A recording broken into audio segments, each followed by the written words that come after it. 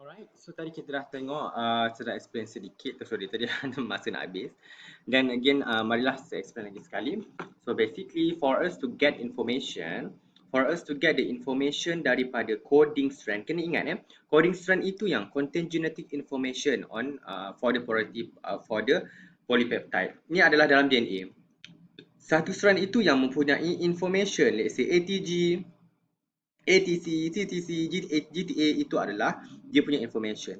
Jadi kita nak menghasilkan hasil photostat yang sama dengan coding strand. Jadi macam mana kita buat? Kita akan gunakan strand yang complement dengan the coding strand, iaitu yang kita panggil non-coding strand ataupun template strand. Template strand ini dia complement dengan the coding strand. A pair dengan T, T pair dengan A, and then C pair dengan G. Maksudnya sekarang, kalau kita menggunakan template strand ini sebagai acuan untuk menghasilkan satu hasil photostat yang sama dengan coding strand, bolehlah. Okay, that's why, okay, for the transcription, dia akan menggunakan the template strand ataupun non-coding strands sebagai template to get information untuk menghasilkan hasil transcript, which is transcript yang sama dengan the coding strands. Okay, nampak tak? So you boleh nampak RNA yang dihasilkan dia akan sama. A yang ni ada A, yang ni ada A. T tadi dah akan become U lah sebab uracil kan. Tetapi dia adalah T juga kan. Cuma dia in the form of uracil. G, A, T, C, T. Nampak tak? Dia sama. Dia adalah memang literally a mirror for the coding strands. Untuk menghasilkan this transcript yang sama dengan coding strand, how do we make it? We use template strand sebagai template lah untuk menghasilkan strand yang sama. Untuk menghasilkan strand yang complement dengan the coding strand. Okay? Faham tak? Okay, itu konsep dia. Dengan adanya rule yang kita panggil complementary base pairing rule. Okay, ini adalah sangat-sangat penting. Alright, DNA is one strand and act as a template yang kita panggil template strand, non-coding strand ataupun anti-sense strand. Coding strand juga yang atas ni dikenali sebagai sense strand. Kalau sini strand, bawah ni dikenali sebagai anti-sense. Kalau atas ni coding, bawah ni dipanggil non-coding strand. Okay, dan coding strand, non-coding strand ada nama lain lah. Template strand pun kita terima. Okay. Jadi basically transcription occurs in nucleus and one strand akan act as a template menggunakan enzim, okay, to produce RNA polymer. Kita gunakan enzim yang kita panggil RNA polymerase, di mana dia akan add RNA nucleotides CGUA, bukan T tak ada. RNA tak ada thymine, dia ada uracil. Complementary to the nucleotides on template strand, dia akan add this RNA nucleotide dekat template strand because kita nak menghasilkan apa? The same, a mirror to the coding strand. Sorry, yang complement dengan the template strand. And then dekat dalam DNA pula memang akan ada satu region yang kita panggil promoter. Promoter itu dah memang dia promote apa? Dia akan promote RNA polymerase untuk bind, dan daripada situ dia akan buka the DNA, nanti kita akan tengok, and then dia akan start the transcription. Dan eventually macam mana adanya termination, akan adanya sequence yang kita panggil terminator region, di mana ada certain signal, akan ada certain stop signal dalam DNA yang terdiri daripada stop signal yang nanti kita akan tengok. Contohnya adalah ACT. Okay, kalau RNA polymerase jumpa this base ACT, dia akan stop lah. Okay, dia akan form UGA in mRNA. Awak kena faham, ACT ini dia jumpa dalam template strand. Okay, tetapi dia akan menghasilkan bases UGA sebab A dia pair dengan U, C dia akan pair dengan G, dan T dia akan pair dengan A. Okay, jadi dia akan menghasilkan mRNA yang ada UGA. Ini adalah mRNA. Nanti kita akan tengok. Alright. So again sama juga macam the DNA replication, untuk transcription ada 3 juga proses yang dipanggil initiation, elongation and termination. Initiation permulaan, elongation dia akan memanjangkan the mRNA, dan termination dia akan stop lah. Dan sama juga, okay, untuk menghasilkan polymer, nucleotide polymer, kalau dalam DNA replication, DNA juga dia akan elongate in 5' to 3' direction of the DNA, newly synthesized DNA.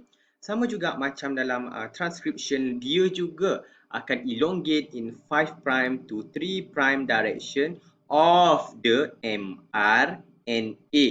Maksudnya dia akan complement, kalau ini adalah 5' to 3', jadi maksudnya sekarang RNA itu dia terbaliklah. Dia akan jadi 5' sini and then dia akan 3' dekat sini. Betul lah. 5', 3'. Itu yang dikatakan complementary base pairing rule. Awak kena faham, dia elongate in 5' to 3' direction of the new nucleotide yang produce. Tak kisahlah DNA ke ataupun mRNA. In this case adalah mRNA. Okay? So now kita tengok macam mana the RNA, the transcription is initiated. So basically apa yang berlaku adalah akan ada enzim yang dipanggil RNA polymerase menghasilkan RNA polymer to produce RNA polymer. Maka namanya adalah RNA polymerase. Okay, you boleh nampak dekat sini RNA polymerase. Polymer menghasilkan RNA polymerase. Polymer. Kalau dalam DNA transcription, dalam DNA replication, dia nak menghasilkan polimer apa? RNA ke DNA? Dia nak menghasilkan polimer DNA. Jadi nama enzim dalam DNA transcription tadi, DNA replication tadi namanya adalah DNA polymerase. Nampak Dia nak depends on the type of polymer that it want to produce and hence it give the enzyme the name. In this case, the enzyme kita panggil RNA polymerase. Dan dah nama pun enzim, so ini adalah functional protein lah. Dia ada carry out function, functional protein. Okay. Now we look at first macam mana enzim RNA polymerase ini nak start the RNA, the transcription. Dekat dalam sequence of DNA tadi akan ada satu region yang kita panggil promoter. Promoter ini betul-betul dekat atas start site. Basically apa yang berlaku, nama pun promoter, dia promote. Jadi what happen is that promoter tadi, RNA polymerase will recognize this promoter region. Dia akan bind dekat the promoter region. Itu yang first. RNA polymerase will bind to the promoter. Bila dia bind saja dekat promoter, dia terus unwound the DNA. Dia terus unwind the DNA. Dia sendiri yang akan break the hydrogen bond between the bases. Dia akan buka the DNA. And then unwind the DNA strands. Basically, dia akan separate into two single strands and to form bubble. Okay, dia sendiri yang akan buka. Dia tak perlukan helicases ke apa, tidak. Dia sendiri yang boleh buat. Okay. Bila dia dah buka macam tu, barulah dia, lepas saja dia dah bind kat promoter ni, dia buka terus dia add this what we call, dia akan add dekat, dia akan add RNA nucleotide complementary to the template strand.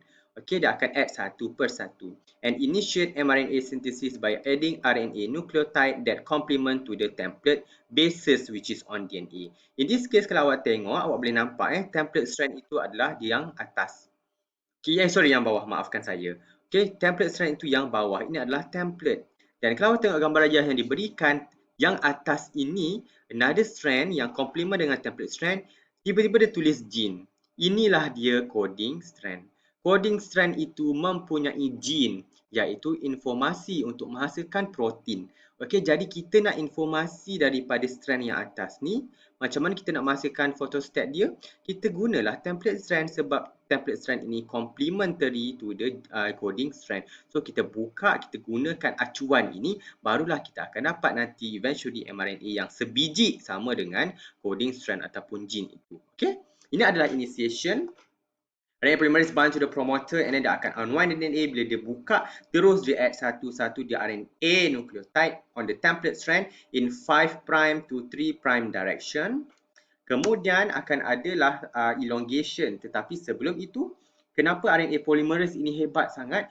Tengok ni, dia ada special characteristic berbanding dengan DNA polymerase. Kalau you nak tahu, you tengok RNA polymerase ini dia bukan enzim yang sebiji. Tidak. Dia ada complex. It made up of a lot of proteins actually. A few proteins, they combine together and then they form this what we call RNA polymerase. Okay, ini bukan satu protein tetapi dia ada quite a few lah protein. Masa sedegree dulu saya belajar. Okay, but for your case, you don't have to know detail sebab basically apa yang berlaku ialah dalam ni let's say ada satu protein ini recognize promoter. Another protein pula dia akan unwind the DNA. So basically ada different protein yang akan carry out the different function for the RNA polymerase. But for your level, we hanya katakan diorang adalah satu entity. But actually untuk lebih detail, dia bukan satu entity. Dia ada banyak. Ada beberapa few component that it makes up the RNA polymerase as a whole. Faham Yang ni saya tak nak go more details sebab nanti saya tak nak awak pening. Just tahulah dia adalah RNA polymerase made up of complex of proteins and they are capable of unwinding the DNA by breaking the hydrogen bond between the bases. Dia sendiri boleh act as helicases lah macam dalam DNA replication. Dia sendiri yang boleh buka. Lepas tu pula dia sendiri boleh letak RNA nucleotide. Berbanding dengan DNA polymerase, masalah dia adalah mengada-ngada DNA polymerase tu. You ingat tak DNA polymerase tu apa masalah dia? Dia tak boleh nak add DNA nucleotide directly. Dia kena ada primer pula. Mengada-ngada punyalah tak reti kan DNA polymerase tu. Kalau RNA polymerase tak perlu primer, dia terus letak, dia sendiri letak dia RNA nucleotide. Tak perlu pun nak kena ada primer ke apa-apa, tak payah. Dia sendiri yang boleh letak terus berbanding dengan DNA polymerase yang require primer to initiate the synthesis of DNA. But in this case, for the RNA polymerase, it does not need primer to initiate the synthesis of mRNA strand. In fact, they are capable of adding the RNA nucleotide directly. Okay?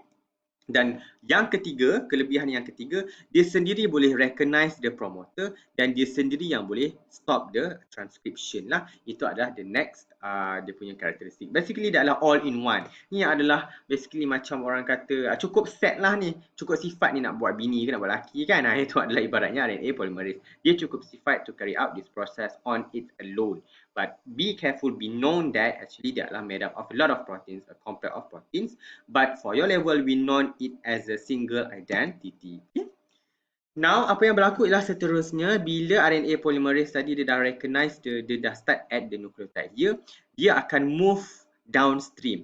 Dia akan move in 5' to 3' direction of the mRNA strand. You kena ingat, you kena faham bila dia lalu kat sini, kalau awak nak tengok, bila dia add kat sini, dia akan bergerak ke kanan lah. In this case, basically dia akan bergerak in 5' to 3' direction of the mRNA. Kalau awak susah nak faham sangat, dia akan bergerak 5' to 3' of coding strand. Okay, basically dia akan bergerak pada arah yang sama. Dan bila dia bergerak ke sana, let's say ke kanan, dia akan panjangkanlah mRNA kat sini kan. mRNA tadi akan jadi panjang. Dan apa berlaku ialah this yang kat belakang ni, yang permulaan tadi dia akan tertinggal. So dia akan memanjang macam ni lah eventually. Dia akan tertinggal, kan? Dia akan tertinggal dan tercabut daripada the template strand. Base dia akan tercabut dan basically bila RNA polymerase bergerak, dia akan buka, yang belakang ini dia akan tertutup. That's why yang mRNA tadi dia akan tertinggal dekat belakang. So basically it looks like this. Once bila dia move along when the RNA polymerase move along the DNA, dia akan release the growing mRNA strand dekat belakang, and then after that bila dia buka, let's say region ni tadi dia dah pass this region, bila dia pass saja region ni akan kembali rewind. Bila kembali rewind, dia akan menyebabkan this RNA polymer tertinggallah kat belakang. So that's why dia terkeluar macam ni. So dia akan move in 5' to 3' direction of RNA transcript. RNA polymerase move downstream, unwinding the DNA and elongate RNA transcript in 5' to 3' direction, adding the nucleotide at the 3' end. Dia akan add nucleotide dekat 3', dia akan add, dia akan leave behind the 5'. Eventually, apa berlaku adalah kenapa mRNA itu boleh terkeluar macam ni? Because behind the point of RNA synthesis, DNA double helix dia akan reform, dia akan recoil balik and menyebabkan mRNA tadi dia akan release lah dekat belakang. That's why ada echo macam ni. So basically inilah rupa dia yang lebih lanjut. Bila dia mRNA polymerase tadi dia dah move along in this direction, bila dia move saja dia akan add kan. Tetapi disebabkan belakang DNA tadi dia akan start to rewind balik, dia tertutup balik, so dia akan tolaklah this mRNA tadi terkeluar daripada template strand, and that's why dia akan berlebih macam tertinggal dekat belakang like this. So ini yang dikatakan elongation. Elongation ini adalah elongating RNA polymer. Okay? Dia akan eventually you kena faham, dia akan complement dengan the bases. You boleh nampak You boleh nampak bahawa this ACG, UA, UCCG ni dia sama dengan atas ni. TCG, TAT ini adalah mirror kepada coding strands. Itu adalah konsep yang you kena faham. Atas ni adalah sense strand, bawah ni adalah template strand. Tetapi dia akan still complement dengan template strand untuk menghasilkan this mRNA sama dengan coding strand ataupun sense strand.